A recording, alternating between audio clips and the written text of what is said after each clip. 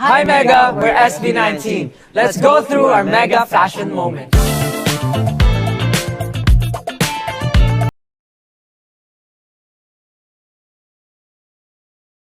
This photo, naalala niyo to? Mega Digital Article. Yeah, Mega 2020. Digital Article 2020. Ito yung may photo tayo na parang we put glitters.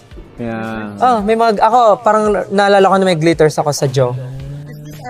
Silver na ano. Yeah, I guess. Ito po. Then parang happy tayo. Patong-patong. Happy tayo dito kasi parang lahat ng damit gusto natin. Yung iconic photo ng patong-patong na hanggang ngayon nakikita ko sa social media. Ayan, Superior Sun 21. Uy, sino yan? Kilala mo yan? Lion?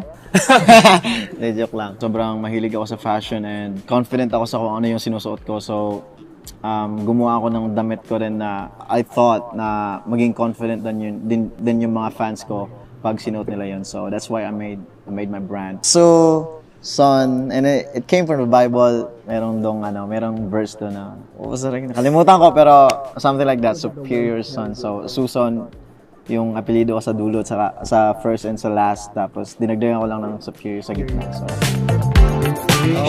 Wish Music Awards. Mga mid-pandemic na yan. Quiet ba yan? Di natin Yan yung maalala. TikTok tayong Sobrang gano'n, dami. yung bagong-bago. Oo. Parang limited lang yung mga viewers. So, hindi pa tayo nakapag-live masyado. Naalala ko na ito yung first Wish Music Awards na walang Puro artists. styles. yeah. With the hair ba? Ako nga na, may... Yun din yung parang first time ko magpa-haircut ng super ikli. Naka-perm pa ata ako dyan. Hindi. Yan yung first haircut ko na maikli na gusto ko. Ayun o. Ayan.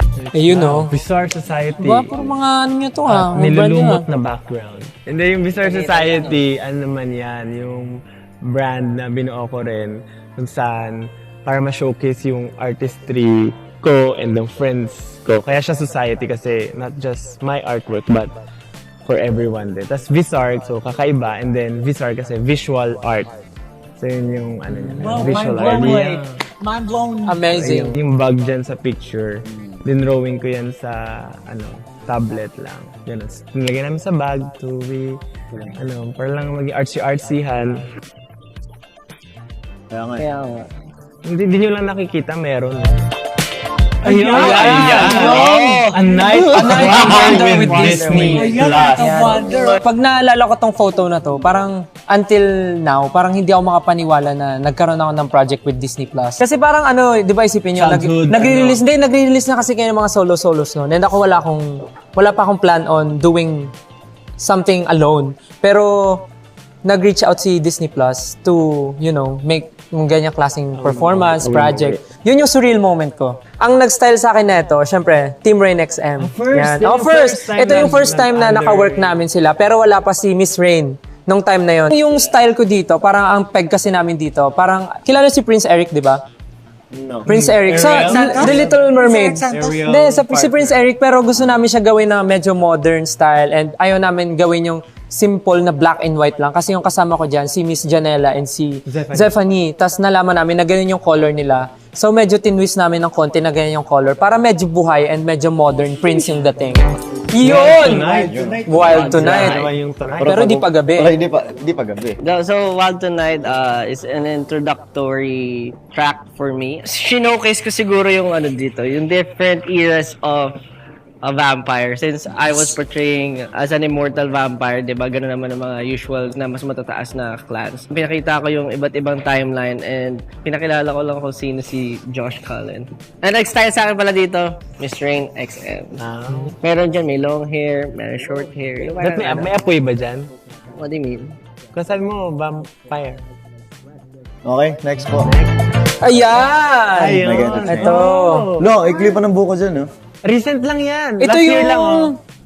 Nakaano pa tayo, 2023. kakashoot lang natin Oo, ang Gento. sinut natin to before tour and kaka-release lang ng Gento. Kasi yung buhok natin, Gento ear eh. Oo, kasi orange hair. Isa rin to sa memorable na mga photoshoot natin.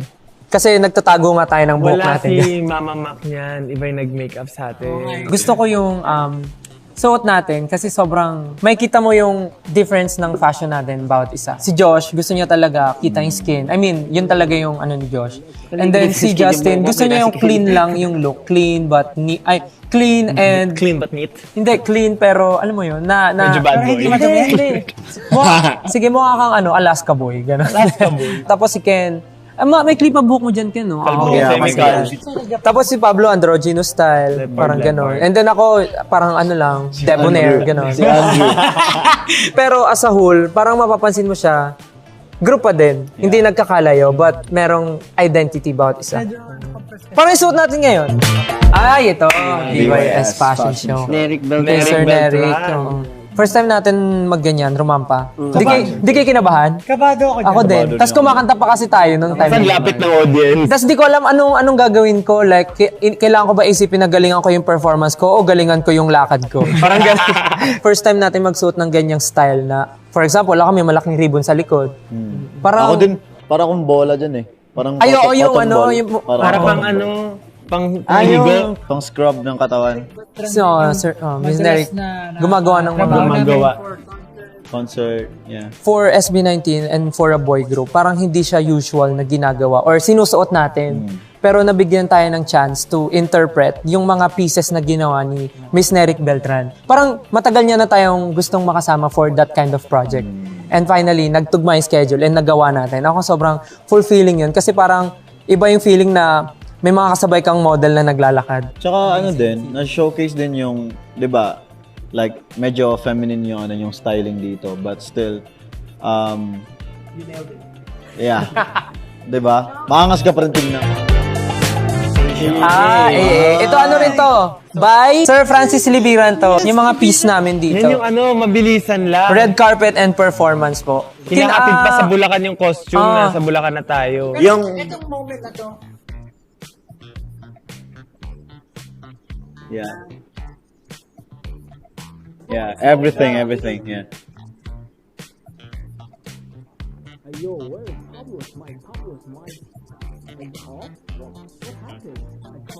Yeah.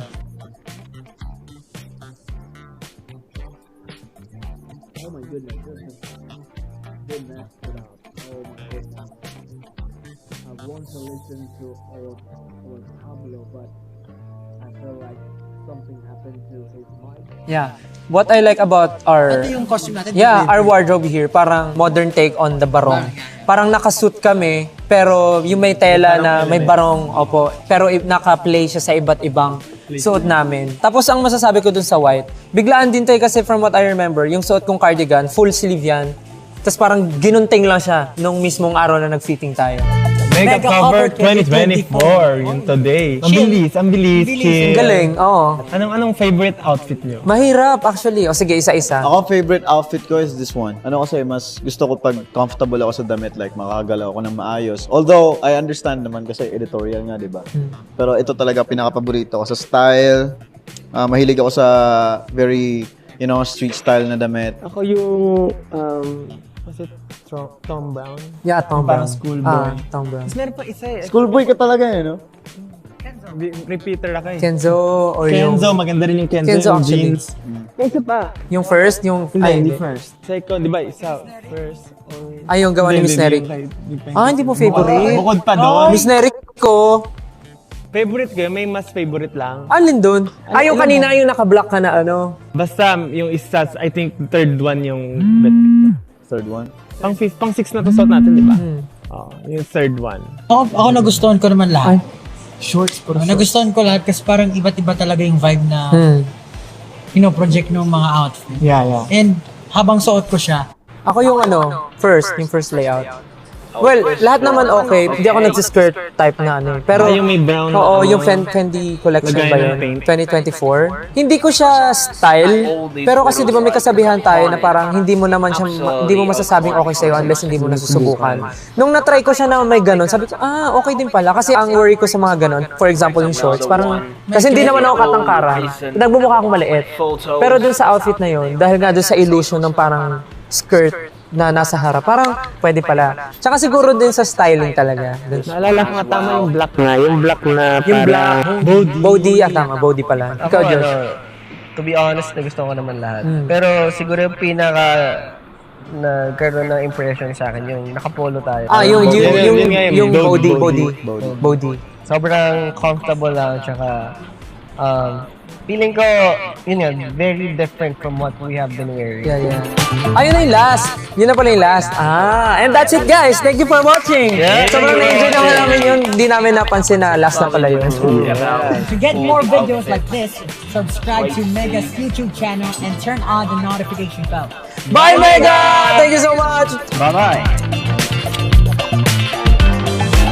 Absolutely love the whole video. I know our Mahalima, they were talking about all the iconic outfits they wore in the special occasions, and yeah, it's the first time I think they talked about all these amazing outfits. They were talking about all the behind the scenes, what went their mind when they wore those outfits, and why they wore those outfits, and why those outfits are so special to them. So they actually explained everything, and I absolutely loved the whole video.